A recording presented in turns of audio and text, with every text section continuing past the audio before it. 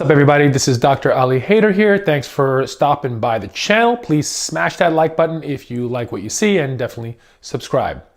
So I've had a lot of questions lately from friends and family on what you should do if you think you have COVID-19 symptoms.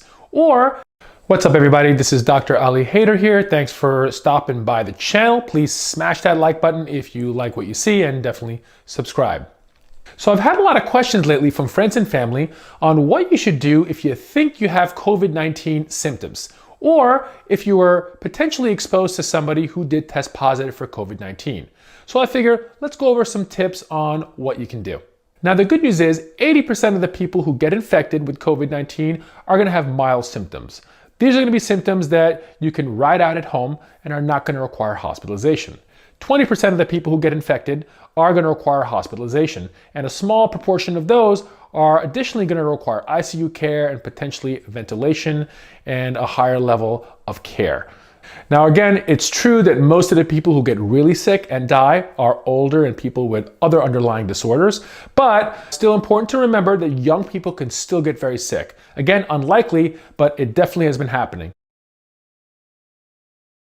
Now let's quickly just review what the symptoms are. Now the symptoms of COVID-19 are really similar to any other viral infection or flu-like symptoms. Now 80% of the people who are presenting with COVID-19 are going to have a fever. This can be a low-grade fever or potentially a higher fever, but that's probably the most common symptom. Second most common symptom is a cough. That cough can be productive of sputum or light sputum, or it could also be a dry cough. Other common symptoms include fatigue, body aches and malaise, okay? And sometimes GI symptoms such as nausea and diarrhea. By and far, those are probably the most common symptoms that we're going to see, but you may have one, you may have all, and occasionally you may have none. One interesting symptom that people have described is a loss of taste or a loss of sense of smell. Okay, you can see this in other viral infections and sometimes sinusitis-like infections. There have been some cases of COVID-19 where that was the only symptom reported. So again, something to look out for. Remember, those symptoms don't necessarily mean you have COVID-19. It could be something else. It could even be allergies. But in the current state of play in the United States, I think it's important to rule out COVID-19 or assume COVID-19 until proven otherwise. So what do you do if you have symptoms? Well, let's kind of break it down into categories. Now, if you have really mild symptoms, mild meaning you have perhaps a low-grade fever and you have a little bit of a cough and some body aches and sort of you feel like you may have the flu, what you want to do is stay at home. The best thing to do is stay at home, take some Tylenol, take over-the-counter cold medications if appropriate, and try to isolate yourselves from your family. If you live with other family members, you want to wear a mask at home, wash your hands aggressively, and try to ride it out. You do want to get in touch with your doctor. It's never a bad idea, and depending on your situation, there may be a role for testing, even with mild symptoms, particularly if you're, for example, a healthcare worker. But by and large, mild symptoms, you're going to stay at home and let it ride out. Most of the time, at least in the current status of things in the United States with testing, you're probably not gonna warrant testing if your symptoms are really mild. But assume you have it and treat yourself as such. Now, if you have moderate symptoms, so maybe you have a higher grade fever for several days, your cough is a little bit worse, and maybe even you have a little bit of trouble breathing, definitely in this situation, you want to call your doctor. That may be a situation where you do want to get testing done, again, depending on the situation of your area. What you don't want to do is head straight for the emergency room or head straight for your doctor's office or an urgent care center. The reason is, number one, they're completely overwhelmed and crowded with a lot of COVID-19 positive patients. So if you don't have the infection, you're going to expose yourself potentially to people who do. All right. Not to mention there are going to be really long waits and things are in sort of a disarray here. So do not go anywhere without calling your physician if your symptoms are moderate.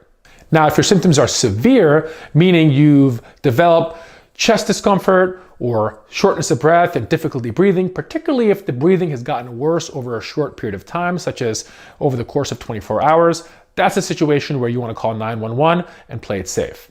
Now, EMS is overwhelmed in a lot of places, particularly in New York City. I think they had 7,000 calls on Thursday alone, which was, I think, a record for them. So EMS is very inefficient right now, so you have to take that in mind.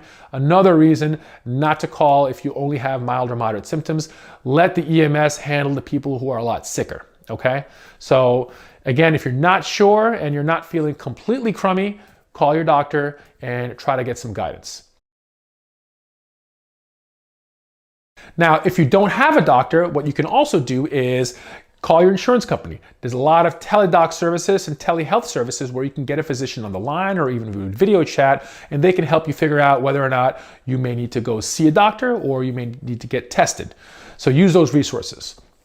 You can also go online from your local town and city and try to find out where there may be availability to speak to a physician on the phone, because these services are popping up to let people stay home but still have access to a physician if they otherwise didn't have one. Now, if it's up to me, we would test everybody. Broad testing, kind of what South Korea did and what Singapore did. They tested people who were symptomatic and asymptomatic. That way they were able to isolate the patients who actually were COVID-19 positive, even the ones who didn't have symptoms. Because remember, there is a large chunk of people who have zero symptoms but could still spread the virus. Now, in the United States right now, we're still not up to par to be able to do that. Testing is still very limited. In certain areas, it's more widely available, okay? So what you want to do is definitely find out what the status of testing is in your town. You can go to your town's local website and get that information, or even call the town hall and try to find out what the status of testing is, if drive-through testing is available. Now there's drive-through testing that's been popping around, all right, and these may be avenues for yourself to get tested if you have mild or moderate symptoms.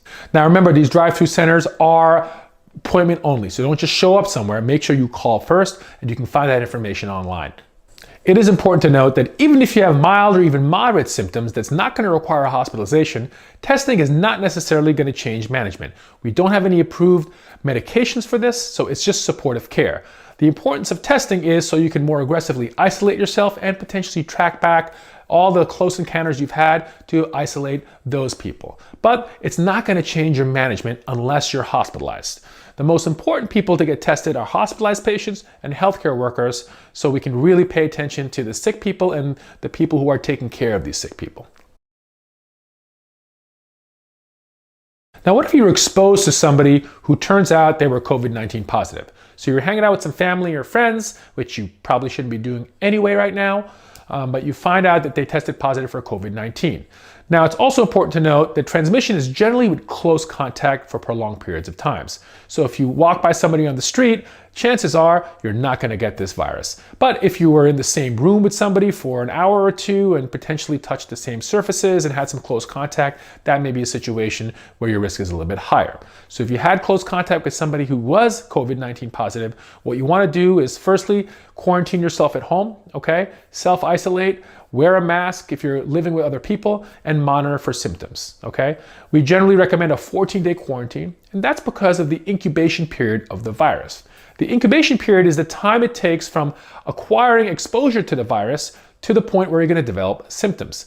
And generally, we think the average is about 5 days, but it can be anywhere between 2 days all the way to 14 days. Still, in many places, testing is still limited to people admitted to the hospital who are really sick and healthcare professionals who are having symptoms. So again, hopefully everybody is socially isolating. Remember, although the majority of people who get this virus are not going to be super sick, there is a percentage of people who are going to require hospitalization and a percentage of people who are going to get very sick. And although predominantly that's older and people with comorbidities, there are a handful of young, healthy people getting very sick. So we all have to take it seriously.